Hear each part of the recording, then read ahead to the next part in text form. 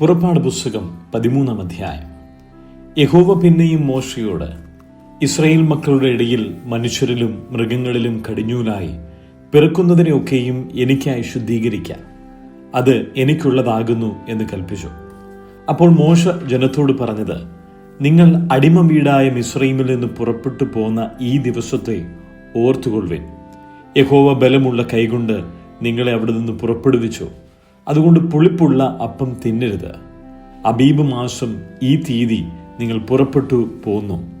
എന്നാൽ കനാന്യർ, ഹിത്യർ, അമോര്യർ, ഹിവ്യർ, യെബൂസ്യർ എന്നിവരുടെ ദേശമായി യഹോവ നിനക്ക് തരുമെന്ന് നിന്റെ പിതാക്കന്മാരോട് സത്യം ചെയ്തതും പാലും തേനും ഒഴുകുന്നതുമായ ദേശത്തേക്ക് നിന്നെ കൊണ്ടുചെന്ന ശേഷം നീ ഈ മാസത്തിൽ ഈ കർമ്മം ആചരിക്കണം.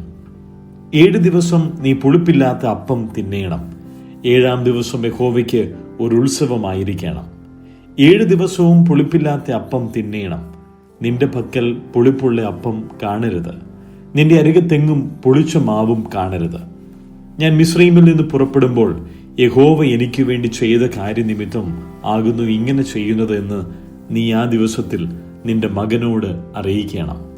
യഹോവയുടെ ന്യായപ്രമാണം നിന്റെ വായിൽ ഉണ്ടായിരിക്കേണ്ടതിന് ഇത് നിനക്ക് നിന്റെ കൈമേൽ അടയാളമായും നിന്റെ കണ്ണുകളുടെ നടുവിൽ ജ്ഞാപകലക്ഷ്യമായും ഇരിക്കണം. ബലമുള്ള കൈകൊണ്ടല്ലോ യഹോവ നിന്നെ മിസ്രയീമിൽ നിന്ന് പുറപ്പെടുവിച്ചത്. അതുകൊണ്ട് നീ ആണ്ടുതോറും നിശ്ചയിക്കപ്പെട്ട സമയത്ത് ഈ ചട്ടം ആചരിക്കണം. യഹോവ നിന്നോടും നിന്റെ പിതാക്കന്മാരോടും സത്യം ചെയ്തതുപോലെ നിന്നെ കനാന്യരുടെ ദേശത്ത് കൊണ്ടുചെന്ന് അത് നിനക്ക് തരുമ്പോൾ കടിഞ്ഞൂലിനെയൊക്കെയും നിനക്കുള്ള മൃഗങ്ങളുടെ കടിഞ്ഞൂൽ പിറവിയൊക്കെയും നീ യഹോവയ്ക്കായി വേർതിരിക്കണം. ആണൊക്കെയും യഹോവയ്ക്കുള്ളതാകുന്നു. എന്നാൽ കഴുതയുടെ കടിഞ്ഞൂലിനെയൊക്കെയും ആട്ടിൻകുട്ടിയെ കൊണ്ട് വീണ്ടുകൊള്ളണം. അതിനെ വീണ്ടുകൊള്ളുന്നില്ലെങ്കിൽ അതിന് കഴുത്ത് ഒടിച്ചു കളയണം. നിന്റെ പുത്രന്മാരിൽ ആദിജാതനെയൊക്കെയും നീ വീണ്ടുകൊള്ളണം. എന്നാൽ ഇതെന്ത് എന്ന് നാളെ നിന്റെ മകൻ നിന്നോട് ചോദിക്കുമ്പോൾ യഹോവ ബലമുള്ള കൈകൊണ്ട് അടിമ വീടായ മിസ്രയീമിൽ നിന്ന് ഞങ്ങളെ പുറപ്പെടുവിച്ചു. ഫറവോൻ കഠിനപ്പെട്ടു ഞങ്ങളെ വിട്ടയക്കാതിരുന്നപ്പോൾ യഹോവ മിസ്രയീം ദേശത്ത് മനുഷ്യന്റെ കടിഞ്ഞൂൽ മുതൽ മൃഗത്തിന്റെ കടിഞ്ഞൂൽ വരെയുള്ള കടിഞ്ഞൂൽ പിറവിയൊക്കെയും കൊന്നുകളഞ്ഞു. അതുകൊണ്ട് കടിഞ്ഞൂലായ ആണിനെയൊക്കെയും ഞാൻ യഹോവയ്ക്ക് യാഗമർപ്പിക്കുന്നു. എന്നാൽ എൻ്റെ മക്കളിൽ കടിഞ്ഞൂലിനെയൊക്കെയും ഞാൻ വീണ്ടുകൊള്ളുന്നു. ഇത് നിന്റെ കൈമേൽ അടയാളമായും നിന്റെ കണ്ണുകളുടെ നടുവിൽ നെറ്റിപ്പട്ടമായും ഇരിക്കണം. യഹോവ ഞങ്ങളെ ബലമുള്ള കൈകൊണ്ട് മിസ്രയീമിൽ നിന്ന് പുറപ്പെടുവിച്ചു എന്ന് നീ അവനോട് പറയണം. ഫറവോൻ ജനത്തെ വിട്ടയച്ച ശേഷം ഫെലിസ്ത്യരുടെ ദേശത്തു കൂടിയുള്ള വഴി അടുത്തതെന്നു വരികിലും ജനം യുദ്ധം കാണുമ്പോൾ പക്ഷേ അനുതപിച്ച് മിസ്രയീമിലേക്ക് മടങ്ങിപ്പോകുമെന്ന് വെച്ച് ദൈവം അവരെ അതിലെ കൊണ്ടുപോയില്ല. ചെങ്കടലരികെയുള്ള മരുഭൂമിയിൽ കൂടി ദൈവം ജനത്തെ ചുറ്റി നടത്തി. ഇസ്രായേൽ മക്കൾ മിസ്രയീം ദേശത്തു നിന്ന് യുദ്ധസന്നദ്ധരായി പുറപ്പെട്ടു. മോശ യോസേഫിന്റെ അസ്ഥികളും എടുത്തുകൊണ്ടു പോന്നു. ദൈവം നിങ്ങളെ സന്ദർശിക്കും നിശ്ചയം. അപ്പോൾ എൻ്റെ അസ്ഥികളും നിങ്ങൾ എവിടുന്ന് എടുത്തുകൊണ്ടു പോകണമെന്ന് പറഞ്ഞു അവൻ ഇസ്രായേൽ മക്കളെ കൊണ്ട് ഉറപ്പായി സത്യം ചെയ്യിച്ചിരുന്നു. അവർ സുക്കോത്തിൽ നിന്ന് യാത്ര പുറപ്പെട്ടു. മരുഭൂമിക്കരികെ ഏതാമിൽ പാളയമിറങ്ങി. അവർ പകലും രാവും യാത്ര ചെയ്യുവാൻ തക്കവണ്ണം അവർക്ക് വഴി കാണിക്കേണ്ടതിന് പകൽ മേഘസ്തംഭത്തിലും അവർക്ക് വെളിച്ചം കൊടുക്കേണ്ടതിന് രാത്രി അഗ്നിസ്തംഭത്തിലും യഹോവ അവർക്ക് മുമ്പായി പൊയ്ക്കൊണ്ടിരുന്നു. പകൽ മേഘസ്തംഭവും രാത്രി അഗ്നിസ്തംഭവും ജനത്തിന്റെ മുമ്പിൽ നിന്ന് മാറിയതുമില്ല. പുറപ്പാട് പുസ്തകം 14-ാം അധ്യായം. യഹോവ പിന്നെയും മോശയോട് കൽപ്പിച്ചത് എന്തെന്നാൽ, നിങ്ങൾ തിരിഞ്ഞ് മിഗ്ദോലിനും കടലിനും മധ്യേ ബാൽ സെഫോന് സമീപത്തുള്ള പീഹ ഹീരോത്തിനരികെ പാളയമിറങ്ങണമെന്ന് ഇസ്രായേൽ മക്കളോട് പറക. അതിന്റെ സമീപത്ത് സമുദ്രത്തിനരികെ നിങ്ങൾ പാളയമിറങ്ങണം. എന്നാൽ അവർ ദേശത്ത് ഉഴലുന്നു, മരുഭൂമിയിൽ കുടുങ്ങിയിരിക്കുന്നു എന്ന് ഫറവോൻ ഇസ്രായേൽ മക്കളെക്കുറിച്ച് പറയും. ഫറവോൻ അവരെ പിന്തുടരുവാൻ തക്കവണ്ണം ഞാൻ അവന്റെ ഹൃദയം കഠിനമാക്കും. ഞാൻ യഹോവയാകുന്നു എന്ന് മിസ്രയീമ്യർ അറിയേണ്ടതിന് ഫറവോനിലും അവന്റെ സകല സൈന്യത്തിലും ഞാൻ എന്നെ തന്നെ മഹത്വപ്പെടുത്തും. അവർ അങ്ങനെ ചെയ്തു. ജനം ഓടിപ്പോയി എന്ന് മിസ്രയീം രാജാവിന് അറിവ് കിട്ടിയപ്പോൾ ജനത്തെ സംബന്ധിച്ച് ഫറവോന്റെയും അവന്റെ ഭൃത്യന്മാരുടെയും മനസ്സു മാറി. ഇസ്രയേലിനെ നമ്മുടെ അടിമ വേലയിൽ നിന്ന് വിട്ടയച്ചു കളഞ്ഞുവല്ലോ, നാം ഈ ചെയ്തത് എന്ത് എന്ന് അവർ പറഞ്ഞു. പിന്നെ അവൻ രഥം കെട്ടിച്ച് പടജനത്തെയും വിശേഷപ്പെട്ട 600 രഥങ്ങളെയും മിസ്രയീമിലെ സകല രഥങ്ങളെയും അവയ്ക്ക് വേണ്ടുന്ന തേരാളികളെയും കൂട്ടി. യഹോവ മിസ്രയീം രാജാവായ ഫറവോന്റെ ഹൃദയം കഠിനമാക്കിയതിനാൽ അവൻ ഇസ്രായേൽ മക്കളെ പിന്തുടർന്നു. എന്നാൽ ഇസ്രായേൽ മക്കൾ യുദ്ധസന്നദ്ധരായി പുറപ്പെട്ടിരുന്നു. ഫറവോന്റെ എല്ലാ കുതിരയും രഥവും കുതിരപ്പടയും സൈന്യവുമായി മിസ്രയീമ്യർ അവരെ പിന്തുടർന്നു. കടൽക്കരയിൽ ബാൽസെഫോന് സമീപത്തുള്ള പീഹഹിരോത്തിന് അരികെ അവർ പാളയമിറങ്ങിയിരിക്കുമ്പോൾ അവരോട് അടുത്തു. ഫറവോൻ അടുത്തു വരുമ്പോൾ ഇസ്രായേൽ മക്കൾ തല ഉയർത്തി മിസ്രയീമ്യർ പിന്നാലെ വരുന്നത് കണ്ട് ഏറ്റവും ഭയപ്പെട്ടു. ഇസ്രായേൽ മക്കൾ യഹോവയോട് നിലവിളിച്ചു. അവർ മോശയോട്, മിസ്രയീമിൽ ശവക്കുഴി ഇല്ലാഞ്ഞിട്ടോ നീ ഞങ്ങളെ മരുഭൂമിയിൽ മരിപ്പാൻ കൂട്ടിക്കൊണ്ടുവന്നത്? നീ ഞങ്ങളെ മിസ്രയീമിൽ നിന്ന് പുറപ്പെടുവിച്ചതിനാൽ ഞങ്ങളോട് ഈ ചെയ്തത് എന്ത്? മിസ്രയീമ്യർക്ക് വേല ചെയ്യുവാൻ ഞങ്ങളെ വിടേണം എന്ന് ഞങ്ങൾ മിസ്രയീമിൽ വെച്ച് നിന്നോട് പറഞ്ഞില്ലയോ? മരുഭൂമിയിൽ മരിക്കുന്നതിനേക്കാൾ മിസ്രയീമ്യർക്ക് വേല ചെയ്യുന്നതായിരുന്നു ഞങ്ങൾക്ക് നല്ലത് എന്ന് പറഞ്ഞു. അതിന് മോശ ജനത്തോട്, ഭയപ്പെടേണ്ട, ഉറച്ചു നിൽപ്പിൻ. യഹോവ ഇന്ന് നിങ്ങൾക്ക് ചെയ്യുവാനിരിക്കുന്ന രക്ഷ കണ്ടുകൊള്ളുവിൻ. നിങ്ങൾ ഇന്ന് കണ്ടിട്ടുള്ള മിസ്രയീമ്യരെ ഇനി ഒരു നാളും കാണുകയില്ല. യഹോവ നിങ്ങൾക്ക് വേണ്ടി യുദ്ധം ചെയ്യും, നിങ്ങൾ മിണ്ടാതിരിപ്പിൻ എന്ന് പറഞ്ഞു. അപ്പോൾ യഹോവ മോശയോട് അരുളി ചെയ്തത്, നീ എന്നോട് നിലവിളിക്കുന്നത് എന്ത്? മുമ്പോട്ട് പോകുവാൻ ഇസ്രായേൽ മക്കളോട് പറക. വടിയെടുത്ത് നിന്റെ കൈ കടലിന്മേൽ നീട്ടി അതിനെ വിഭാഗിക്ക. ഇസ്രായേൽ മക്കൾ കടലിന് നടുവേ ഉണങ്ങിയ നിലത്തുകൂടി കടന്നുപോകും. എന്നാൽ ഞാൻ മിസ്രയീമ്യരുടെ ഹൃദയത്തെ കഠിനമാക്കും. അവർ ഇവരുടെ പിന്നാലെ ചെല്ലും. ഞാൻ ഫറവോനിലും അവന്റെ സകല സൈന്യത്തിലും അവന്റെ രഥങ്ങളിലും കുതിരപ്പടയിലും എന്നെ തന്നെ മഹത്വപ്പെടുത്തും. ഇങ്ങനെ ഞാൻ ഫറവോനിലും അവന്റെ രഥങ്ങളിലും കുതിരപ്പടയിലും എന്നെ തന്നെ മഹത്വപ്പെടുത്തുമ്പോൾ ഞാൻ യഹോവയാകുന്നു എന്ന് മിസ്രയീമ്യർ അറിയും. അനന്തരം ഇസ്രായേല്യരുടെ സൈന്യത്തിന് മുമ്പായി നടന്ന ദൈവദൂതൻ അവിടെ നിന്ന് മാറി അവരുടെ പിന്നാലെ നടന്നു. മേഘസ്തംഭവും അവരുടെ മുമ്പിൽ നിന്ന് മാറി അവരുടെ പിൻപിൽ പോയി. രാത്രി മുഴുവനും മിസ്രയീമ്യരുടെ സൈന്യവും ഇസ്രായേല്യരുടെ സൈന്യവും തമ്മിൽ അടുക്കാതെ വണ്ണം അത് അവയുടെ മധ്യേ വന്നു. അവർക്ക് മേഘം അന്ധകാരമായിരുന്നു, ഇവർക്കോ രാത്രിയെ പ്രകാശമാക്കി കൊടുത്തു. മോശ കടലിന്മേൽ കൈനീട്ടി. യഹോവ അന്ന് രാത്രി മുഴുവനും മഹാശക്തിയുള്ള ഒരു കിഴക്കൻ കാറ്റുകൊണ്ട് കടലിനെ പിൻവാങ്ങിച്ച് ഉണങ്ങിയ നിലമാക്കി. അങ്ങനെ വെള്ളം തമ്മിൽ വേർപിരിഞ്ഞു. ഇസ്രായേൽ മക്കൾ കടലിന്റെ നടുവിൽ ഉണങ്ങിയ നിലത്തുകൂടി നടന്നുപോയി. അവരുടെ ഇടത്തും വലത്തും വെള്ളം മതിലായി നിന്നു. മിസ്രയീമ്യർ പിന്തുടർന്നു. ഫറവോന്റെ കുതിരകളും രഥങ്ങളും കുതിരപ്പടയും എല്ലാം അവരുടെ പിന്നാലെ കടലിന്റെ നടുവിലേക്ക് ചെന്നു. പ്രഭാതയാമത്തിൽ യഹോവ അഗ്നിമേഘസ്തംഭത്തിൽ നിന്ന് മിസ്രയീമ്യ സൈന്യത്തെ നോക്കി. മിസ്രയീമ്യ സൈന്യത്തെ താറുമാറാക്കി. അവരുടെ രഥചക്രങ്ങളെ തെറ്റിച്ച് ഓട്ടം പ്രയാസമാക്കി. അതുകൊണ്ട് മിസ്രയീമ്യർ, നാം ഇസ്രായേലിനെ വിട്ട് ഓടിപ്പോക, യഹോവ അവർക്ക് വേണ്ടി മിസ്രയീമ്യരോട് യുദ്ധം ചെയ്യുന്നു എന്ന് പറഞ്ഞു. അപ്പോൾ യഹോവ മോശയോട്, വെള്ളം മിസ്രയീമ്യരുടെ മേലും അവരുടെ രഥങ്ങളിൽ മേലും കുതിരപ്പടയുടെ മേലും മടങ്ങി വരേണ്ടതിന് കടലിന്മേൽ കൈ നീട്ടുക എന്ന് കൽപ്പിച്ചു. മോശ കടലിന്മേൽ കൈനീട്ടി. പുലർച്ചയ്ക്ക് കടൽ അതിന്റെ സ്ഥിതിയിലേക്ക് മടങ്ങി വന്നു. മിസ്രയീമ്യർ അതിനെതിരായി ഓടി. യഹോവ മിസ്രയീമ്യരെ കടലിന് നടുവിൽ തള്ളിയിട്ടു. വെള്ളം മടങ്ങി വന്നു. അവരുടെ പിന്നാലെ കടലിലേക്ക് ചെന്നിരുന്ന രഥങ്ങളെയും കുതിരപ്പടയെയും ഫറവോന്റെ സൈന്യത്തെയും എല്ലാം മുക്കിക്കളഞ്ഞു. അവരിൽ ഒരുത്തൻ പോലും ശേഷിച്ചില്ല. ഇസ്രായേൽ മക്കൾ കടലിന്റെ നടുവേ ഉണങ്ങിയ നിലത്തുകൂടി കടന്നുപോയി. വെള്ളം അവരുടെ ഇടത്തും വലത്തും മതിലായി നിന്നു. ഇങ്ങനെ യഹോവ ആ ദിവസം ഇസ്രായേലിലെ മിസ്രയീമ്യരുടെ കയ്യിൽ നിന്ന് രക്ഷിച്ചു. മിസ്രയീമ്യർ കടൽക്കരയിൽ ചത്തടിഞ്ഞു കിടക്കുന്നത് ഇസ്രായേലിൽ കാണുകയും ചെയ്തു. യഹോവ മിസ്രയീമ്യരിൽ ചെയ്ത ഈ മഹാപ്രവൃത്തി ഇസ്രായേല്യർ കണ്ടു. ജനം യഹോവയെ ഭയപ്പെട്ടു. യഹോവയിലും അവന്റെ ദാസനായ മോശയിലും വിശ്വസിച്ചു. സങ്കീർത്തനങ്ങൾ 43. ദൈവമേ, എനിക്ക് ന്യായം പാലിച്ചു തരണമേ. ഭക്തികെട്ട ജാതിയോട് എൻ്റെ വ്യവഹാരം നടത്തണമേ. വഞ്ചനയും അനീതിയുമുള്ള മനുഷ്യങ്കിൽ നിന്ന് എന്നെ വിടുവിക്കണമേ. നീ എൻ്റെ ശരണമായ ദൈവമല്ലോ. നീ എന്നെ തള്ളിക്കളഞ്ഞിരിക്കുന്നത് എന്ത്? ശത്രുവിൻ്റെ ഉപദ്രവം ഹേതുവായി ഞാൻ ദുഃഖിച്ചു നടക്കേണ്ടി വന്നതുമെന്ത്? നിന്റെ പ്രകാശവും സത്യവും അയച്ചു തരണമേ. അവ എന്നെ നടത്തുമാറാകട്ടെ. നിന്റെ വിശുദ്ധ പർവ്വതത്തിലേക്കും തിരുനിവാസത്തിലേക്കും അവ എന്നെ എത്തിക്കുമാറാകട്ടെ. ഞാൻ ദൈവത്തിൻ്റെ പീഠത്തിങ്കിലേക്ക്, എൻ്റെ പരമാനന്ദമായ ദൈവത്തിങ്കിലേക്ക് ചെല്ലും. ദൈവമേ, എൻ്റെ ദൈവമേ, കിന്നരം കൊണ്ട് ഞാൻ നിന്നെ സ്തുതിക്കും.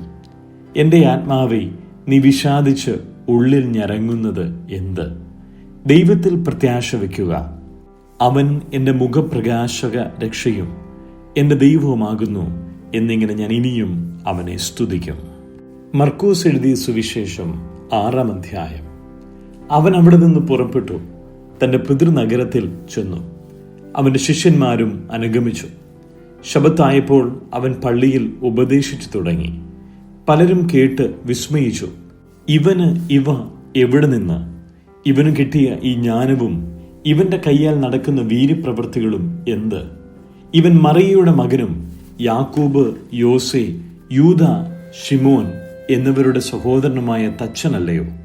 ഇവന്റെ സഹോദരികളും ഇവിടെ നമ്മോടുകൂടെ ഇല്ലയോ എന്ന് പറഞ്ഞു അവങ്കിൽ ഇടറിപ്പോയി. യേശു അവരോട്, ഒരു പ്രവാചകൻ തൻ്റെ പിതൃനഗരത്തിലും ചാർച്ചക്കാരുടെ ഇടയിലും സ്വന്തം ഭവനത്തിലുമല്ലാതെ ബഹുമാനമില്ലാത്തവനല്ല എന്ന് പറഞ്ഞു. ഏതാനും ചില രോഗികളുടെ മേൽ കൈവച്ചു സൗഖ്യം വരുത്തിയത് അല്ലാതെ അവിടെ വീര്യപ്രവൃത്തി ഒന്നും ചെയ്യുവാൻ കഴിഞ്ഞില്ല. അവരുടെ അവിശ്വാസം ഹേതുവായി അവൻ ആശ്ചര്യപ്പെട്ടു. അവൻ ചുറ്റുമുള്ള ഊരുകളിൽ ഉപദേശിച്ചുകൊണ്ട് സഞ്ചരിച്ചു പോന്നു. അനന്തരം അവൻ 12 പേരെ അടുക്ക വിളിച്ചു. അവരെ ഈരണ്ടായി അയച്ചു തുടങ്ങി. അവർക്ക് അശുദ്ധാത്മാക്കളുടെ മേൽ അധികാരം കൊടുത്തു. അവർ വഴിക്ക് വടിയല്ലാതെ ഒന്നും എടുക്കരുത്, അപ്പവും പൊക്കണവും മടിശീലയിൽ കാശുമരുത്, ചെരുപ്പ് ഇട്ടുകൊള്ളാം, 2 വസ്ത്രം ധരിക്കരുത് എന്നിങ്ങനെ അവരോട് കൽപ്പിച്ചു. നിങ്ങൾ എവിടെയെങ്കിലും ഒരു വീട്ടിൽ ചെന്നാൽ അവിടം വിട്ട് പുറപ്പെടുവോളം അതിൽ തന്നെ പാർപ്പിൻ. ആരെങ്കിലും നിങ്ങളെ കൈക്കൊള്ളാതെയും നിങ്ങളുടെ വാക്കു കേൾക്കാതെയും ഇരുന്നാൽ അവിടം വിട്ടു പോകുമ്പോൾ നിങ്ങളുടെ കാലിലെ പൊടി അവർക്ക് സാക്ഷ്യത്തിനായി കുടഞ്ഞുകളവിൻ എന്നും അവരോട് പറഞ്ഞു.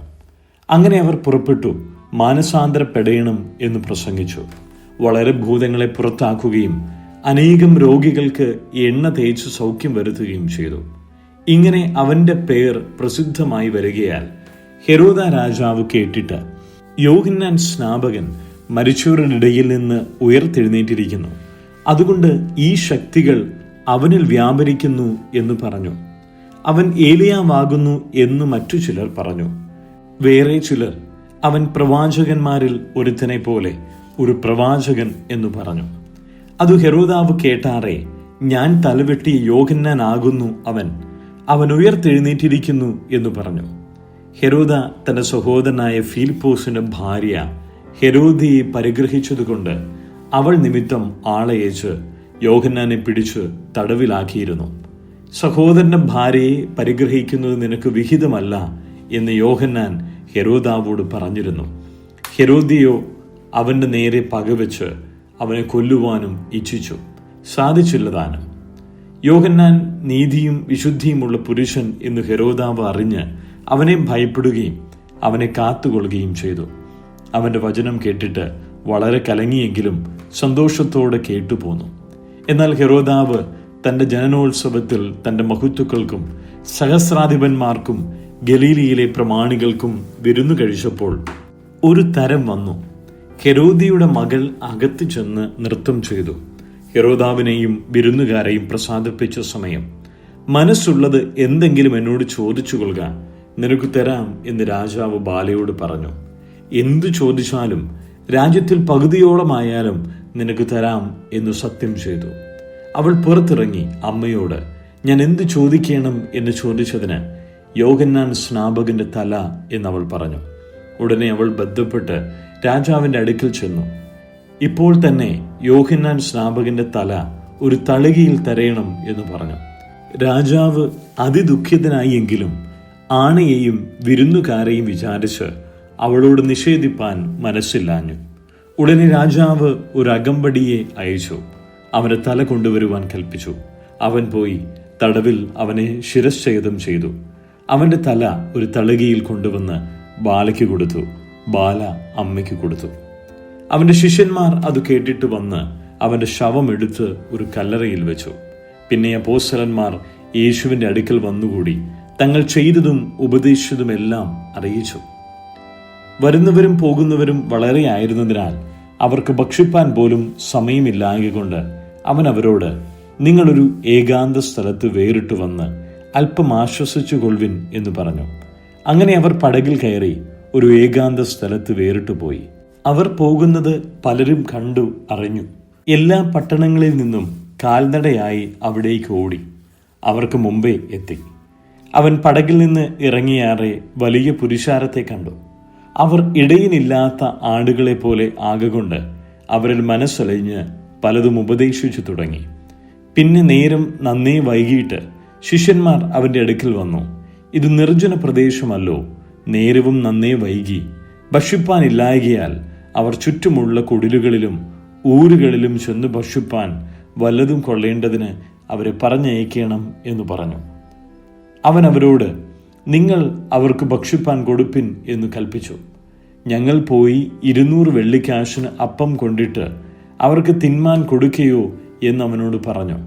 അവൻ അവരോട്, നിങ്ങൾക്ക് എത്ര അപ്പമുണ്ട്, ചെന്ന് നോക്കുവിൻ എന്ന് പറഞ്ഞു. അവർ നോക്കിയിട്ട് 5, 2 മീനും ഉണ്ട് എന്ന് പറഞ്ഞു. പിന്നെ അവൻ അവരോട് എല്ലാവരെയും പച്ചപ്പുല്ലിൽ പന്തി പന്തിയായി ഇരുത്തുവാൻ കൽപ്പിച്ചു. അവർ 100ഉം 50ഉം വീതം നിരനിരയായി ഇരുന്നു. അവൻ ആ 5 അപ്പവും 2 മീനും എടുത്തു, സ്വർഗത്തേക്ക് നോക്കി വാഴ്ത്തി അപ്പം നുറുക്കി അവർക്ക് വിളമ്പുവാൻ തന്റെ ശിഷ്യന്മാർക്ക് കൊടുത്തു. ആ 2 മീനും എല്ലാവർക്കും വിഭാഗിച്ചു കൊടുത്തു. എല്ലാവരും തിന്ന് തൃപ്തരായി. കഷണങ്ങളും മീൻ നുറുക്കും 12 കൊട്ട നിറച്ചെടുത്തു. അപ്പം തിന്നവരോ 5000 പുരുഷന്മാർ ആയിരുന്നു. താൻ പുരുഷാരത്തെ പറഞ്ഞയക്കുന്നതിനിടയിൽ തന്റെ ശിഷ്യന്മാരെ ഉടനെ പടകു കയറി അക്കരെ ബേത്സയിദയ്ക്ക് നേരെ മുന്നോടുവാൻ നിർബന്ധിച്ചു. അവരെ പറഞ്ഞയച്ചു വിട്ട ശേഷം താൻ പ്രാർത്ഥിപ്പാൻ മലയിൽ പോയി. വൈകുന്നേരമായപ്പോൾ പടക് കടലിന്റെ നടുവിലും താൻ ഏകനായി കരയിലുമായിരുന്നു. കാറ്റു പ്രതികൂലമാകൊണ്ട് അവർ തണ്ടു വലിച്ചു. വലയുന്നത് അവൻ കണ്ട് ഏകദേശം രാത്രി 4-ാം യാമത്തിൽ കടലിന്മേൽ നടന്ന് അവരുടെ അടുക്കൽ ചെന്നു അവരെ കടന്നു പോകുവാൻ ഭാവിച്ചു. അവൻ കടലിന്മേൽ നടക്കുന്നത് കണ്ടിട്ട് ഭൂതമെന്ന് അവർ നിലവിളിച്ചു. എല്ലാവരും അവനെ കണ്ടു ഭ്രമിച്ചിരുന്നു. ഉടനെ അവൻ അവരോട് സംസാരിച്ചു, ധൈര്യപ്പെടുവിൻ, ഞാൻ തന്നെയാകുന്നു, ഭയപ്പെടേണ്ട എന്ന് പറഞ്ഞു. പിന്നെ അവൻ അവരുടെ അടുക്കൽ ചെന്നു പടകിൽ കയറി. കാറ്റമർന്നു. അവർ ഉള്ളിൽ അത്യന്തം ഭ്രമിച്ച് ആശ്ചര്യപ്പെട്ടു.